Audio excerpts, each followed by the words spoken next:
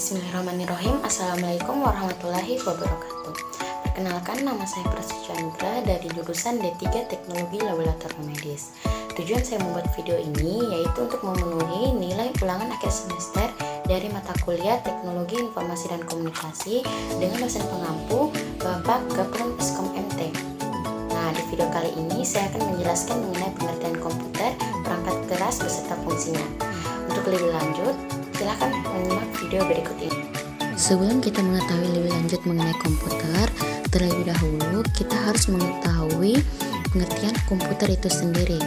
Komputer berasal dari bahasa Latin computare yang artinya menghitung.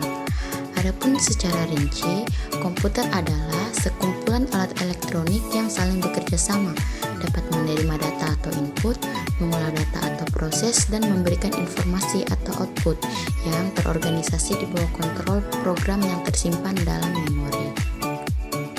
Nah, itulah tadi pembahasan singkat dari pengertian komputer.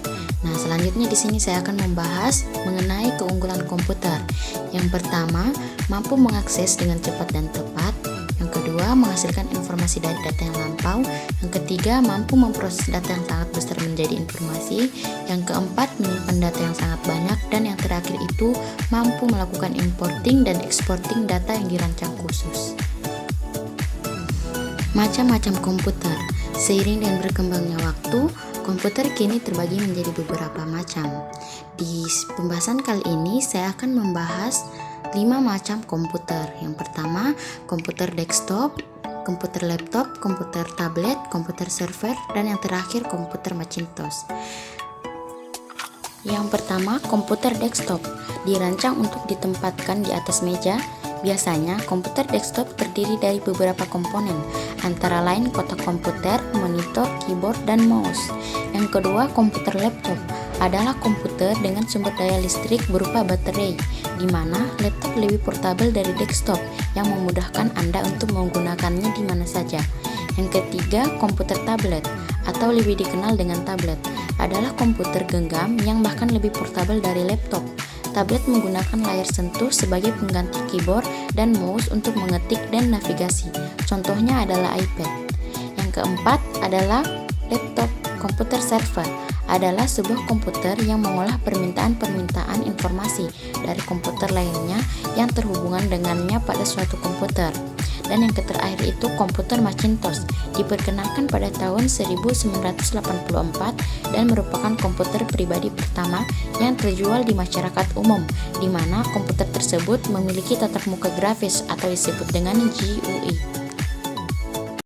Nah, sekarang saya akan menjelaskan mengenai perangkat keras komputer atau yang biasa disebut dengan hardware.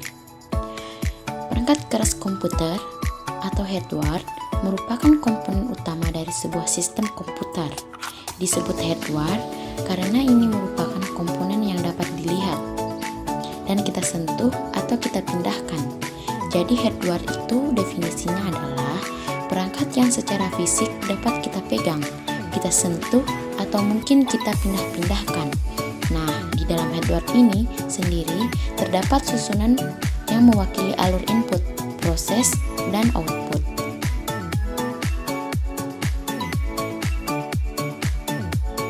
Yang pertama adalah input device atau peranti masukan. Input device ini berfungsi sebagai pintu masuk dari data yang akan diolah oleh peranti pemproses. Contoh dari peranti masukan atau input device ini adalah keyboard, mouse, scanner, joystick, kamera digital, webcam, dan voice recorder.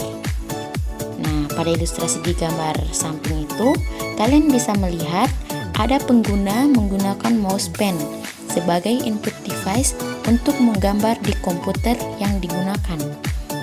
Untuk membuat gambar pada komputer, kalian bisa searching ya, bisa berupa stylus pen atau ballpoint yang biasa digunakan untuk membuat gambar digital.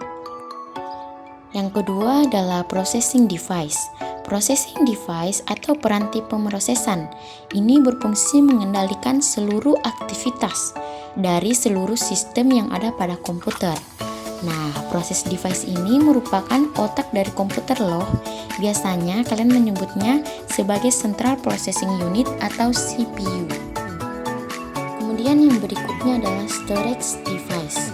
Storage device ini berarti merupakan piranti penyimpanan yang diperlukan dalam suatu sistem untuk menyimpan data atau informasi yang masuk melalui input device tadi. Nah, selain terdapat penyimpanan utama, juga terdapat penyimpanan pendukung yang digunakan untuk menyimpan data sebelum kita melakukan proses di komputer. Contohnya seperti flash disk, hard disk, dan DVD. Di situ kalian bisa lihat ya, apakah kalian sudah pernah melihat yang namanya flash disk atau hard disk. Kemudian yang berikutnya adalah output device. Setelah melakukan proses input, kemudian kita diproses, kemudian disimpan ke storage. Yang keluar adalah output. Output device ini atau piranti keluaran ini merupakan alat yang berfungsi menyampaikan informasi hasil dari proses komputer kepada manusia atau diteruskan ke proses komputer lainnya. Contoh dari output device ini seperti layar monitor, kemudian ada printer, ada speaker.